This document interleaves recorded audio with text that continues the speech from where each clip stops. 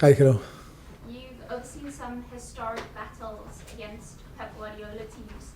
What are the unique challenges of facing Manchester City, and what great memories do you have against them?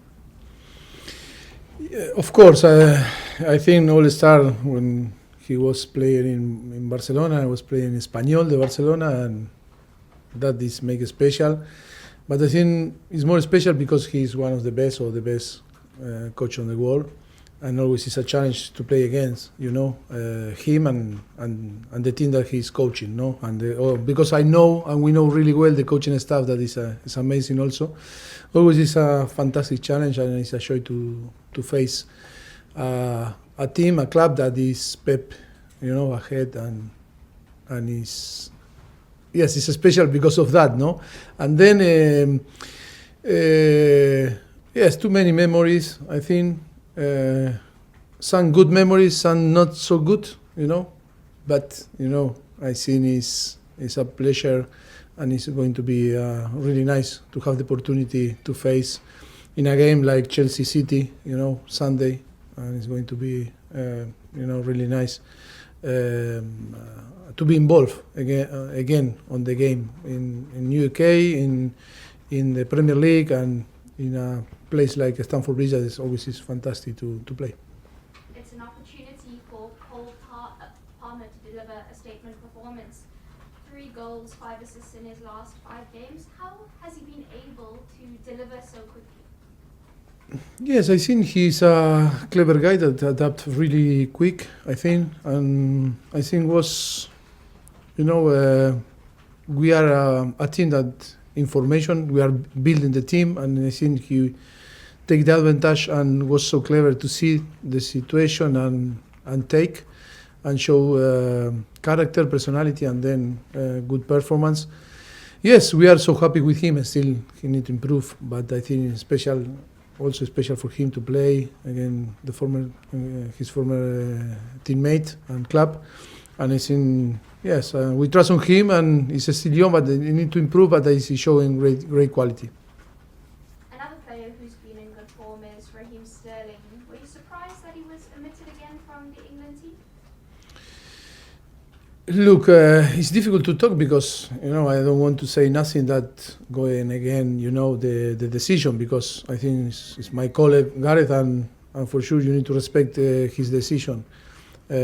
Only what I can tell is Raheem, but not only Raheem, Rice and all the English players are desperate to go to the national team because they really love to be involved in the national team. And yes, sometimes they feel disappointed because they are not, but the only way to change the situation is really working hard in your club and showing that you deserve to be there and respect the decision of the coach. But they are desperate to be involved, with the national team. They really like to go, but it's not in your hands. It's in your hands to perform, but not after the decision.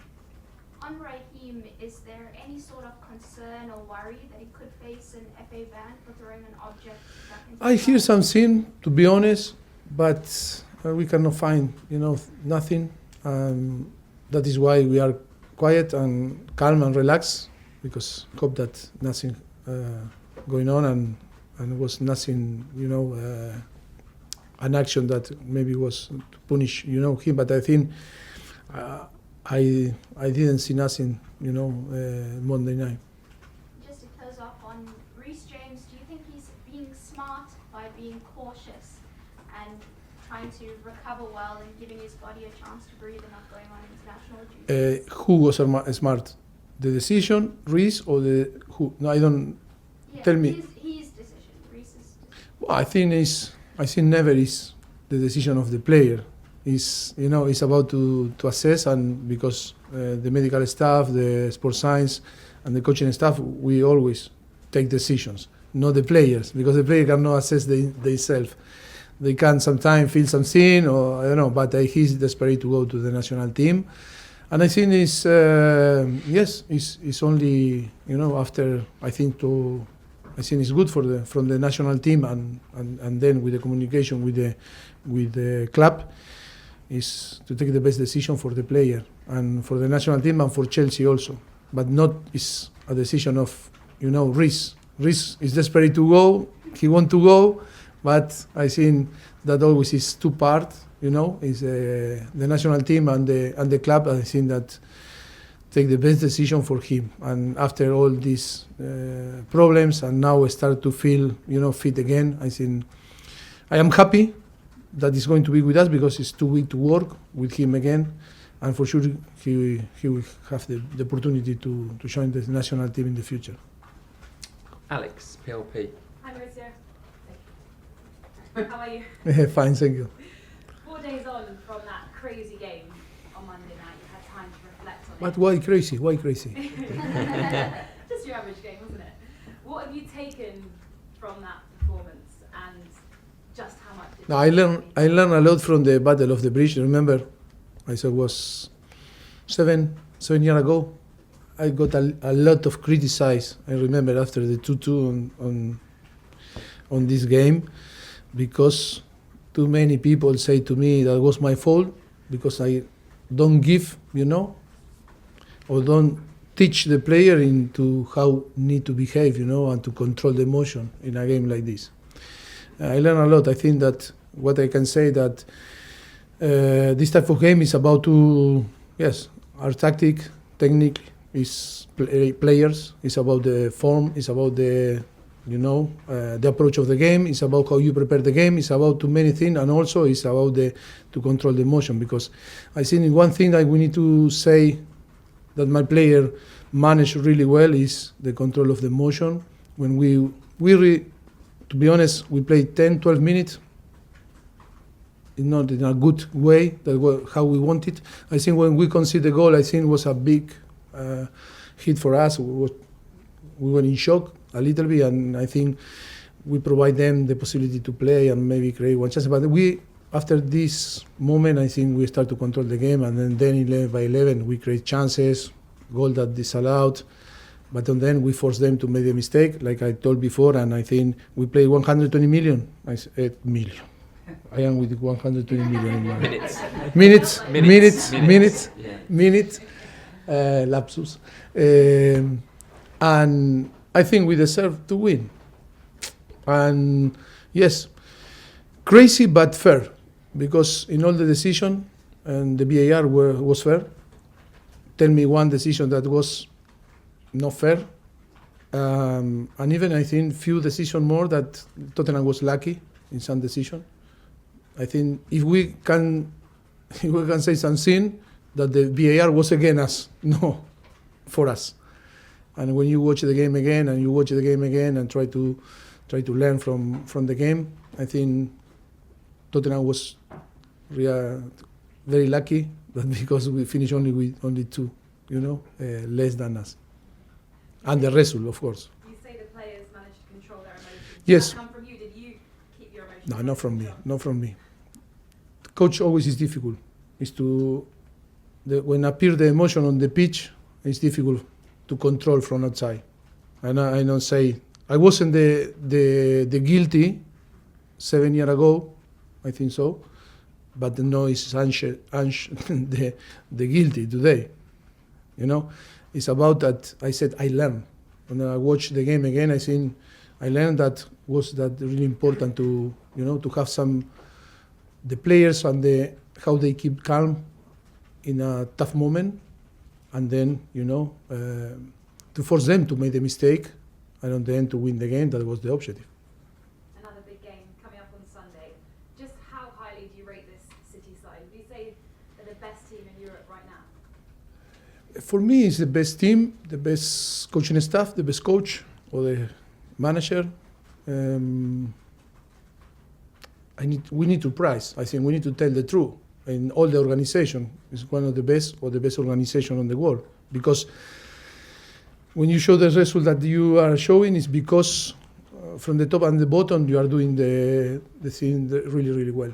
And we need to give credit to all the organization of Manchester City, from the top and the bottom. And of course, it's going to be a challenge. We want to compete against them. We really know that it's going to be tough. But I think we are going to go and try to compete in our best and try to, what we want is to win the 3 points because are important for us. Could it help Chelsea the fact they are going to the game as underdogs? Can they use that to their advantage? Less pressure on them, maybe?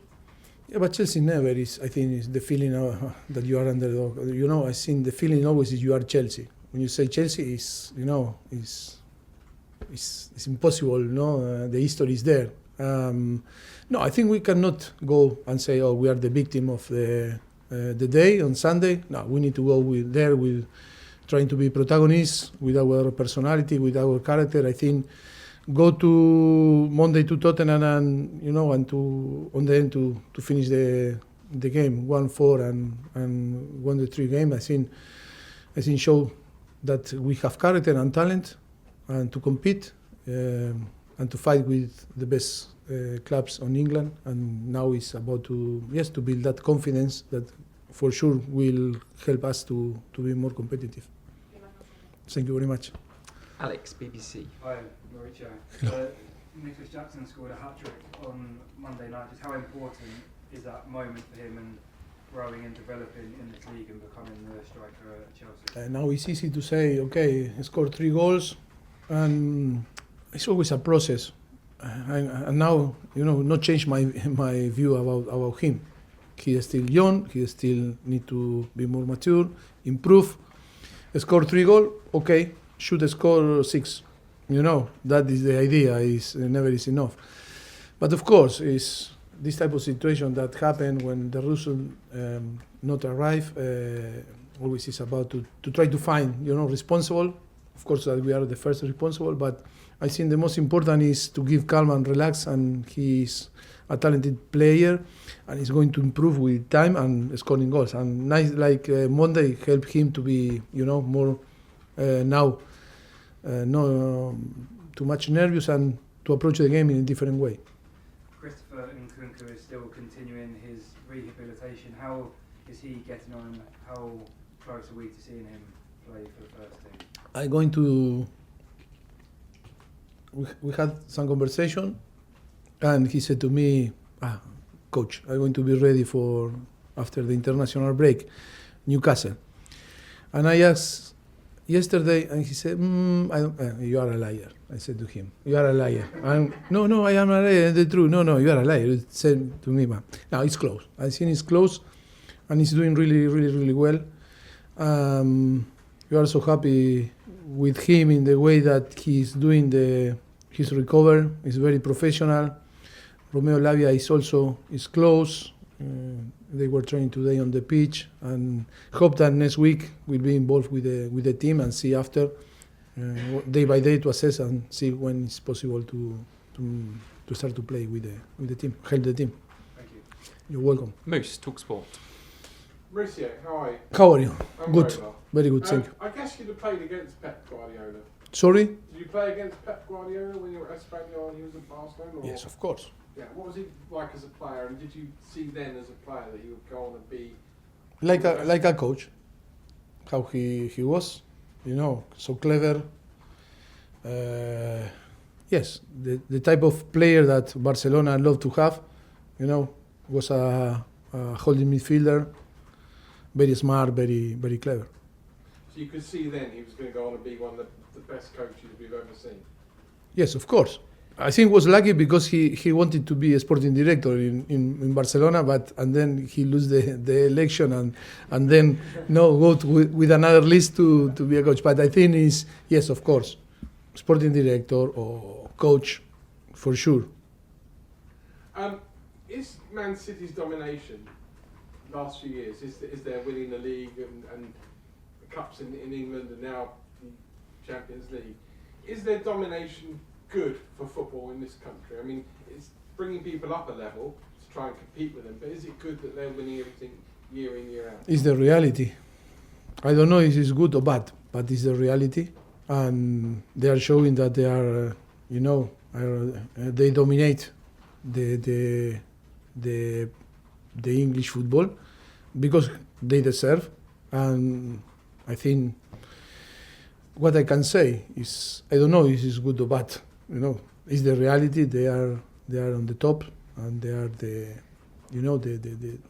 the team that you want to beat because, you want to challenge because, they are showing great quality.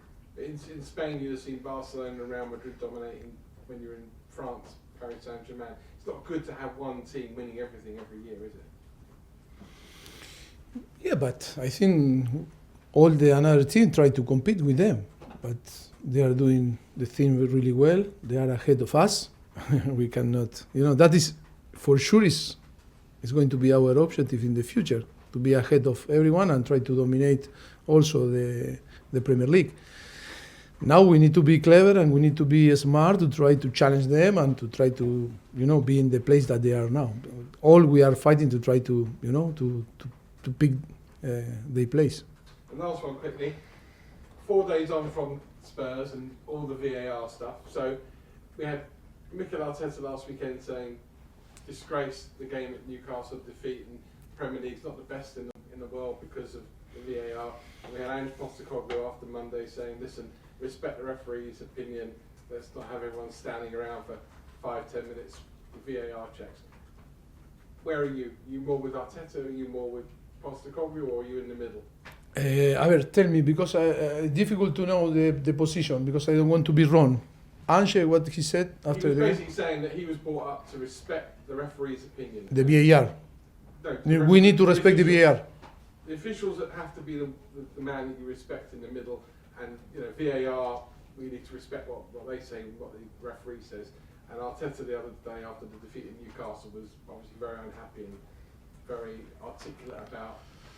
It's difficult to judge for me and to put in one another side, because I don't know Ange in which side is, left or right, I don't know, in the middle. And Arteta is clear that he's talking about one action that maybe different people have different opinion and it's not so obvious. I think Monday was so obvious, all the decision that the VAR, because if we go back and we listen Klopp after Tottenham Liverpool, when they disallowed a goal that was legal, it's normal that complain Klopp. Or maybe it's normal to complain when Arteta believes that the ball was out or was foul. They push, to the central back. I don't know. It's difficult. The most important thing is to have clear idea that we cannot go back with the VAR. The VAR is here, and we need to accept that the VAR is here. And now we need all together to try to find a way to use in the best way the VAR, because the technology is there. We cannot go back. Now we cannot go back. We cannot go back. That is why I told you, I think in my press conference before, I said, in the moment that we implement the VAR was the moment to talk and to say, be careful, because the consequence, or in the way that we are going to in the next few years to go with the VAR is going to be really tough. But now when the VAR is here, it's okay. But I accept that Mikel or Klopp can complain, or Ange can say another thing, or or Pep or us. I think always we need to try to justify ourselves, and we need to defend our club and our interests.